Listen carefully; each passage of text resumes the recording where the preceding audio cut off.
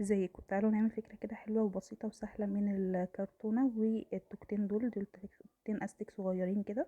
هنبدأ ان احنا نشدهم على الكرتونة.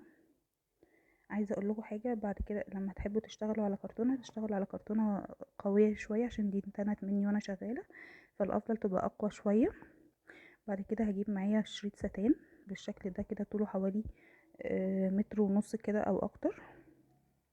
هبدأ ان انا اتنيه كده نصين بالشكل ده كده، واجيب الطرف الشمال ادخله تحت التوكة اليمين واشده، ونتأكد ان هو متني بالطريقة دي كده.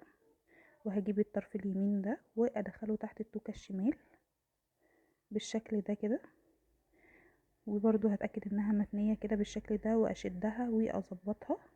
هنعمل الحركة تاني، هنجيب بقى اللي ناحية اليمين ندخلها ناحية الشمال، واللي ناحية الشمال ندخلها تحت التوكة اليمين، عكس عكاس يعني.